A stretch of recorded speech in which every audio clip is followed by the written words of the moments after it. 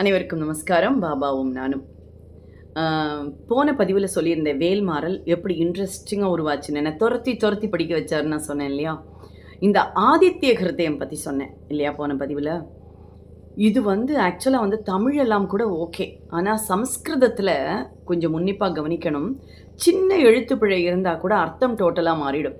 அதுக்கு இந்த கும்பகர்ணனோட கதை ஒரு உதாரணம். எப்படின்னா, கும்பகர்ணன் ரொம்ப தபஸ்வி, ரொம்ப நன்னா தபஸ் பண்ணுறான். பல வருஷங்களாக நின்று தபஸ் பண்ணி வரம் வாங்கிறதுக்காக. அப்போ பிரம்மா கேட்குறார், உனக்கு என்ன வேணும்? இவன் வாயை திறந்து கேட்டாலே பிரச்சனை தான் சொல்லிட்டு இந்திராதி தேவர்களெல்லாம் ஓடுறா. யார்கிட்ட? சரஸ்வதி தேவிட்ட. அம்மா தாயே, அவன் மட்டும் சாகா வரம் வேணும் அப்படின்னு கேட்டக்கூடாது, அந்த தேவர்களெல்லாம் எனக்கு கீழே வரணும்னு சொல்லி கேட்டுட்டான்னா முதலையே தெரியும் உங்களுக்கு.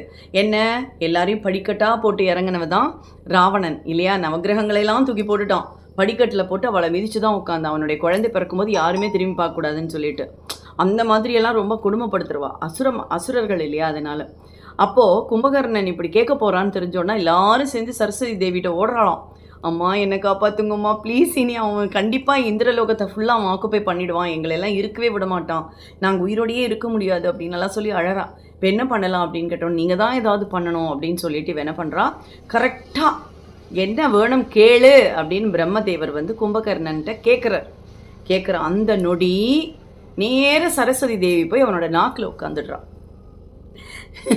எப்படியெல்லாம் பாருங்க, அந்த காலத்துலேயே இந்த மாதிரி வேலையெல்லாம் நடந்திருக்கு. நேராக வாயில் போய் உட்காந்தோன்னே அவன் நிர்தத்துவம்னு கேட்கறதுக்கு பதிலாக நித்ரத்துவம்னு கேட்டுட்டான்.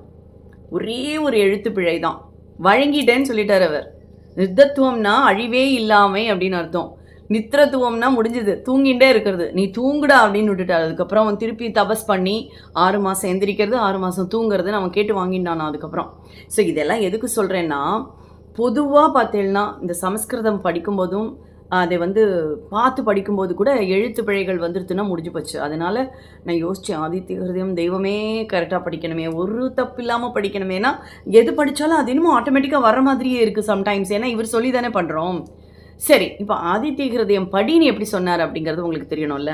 அதுக்கு தான் வரைப்போம்.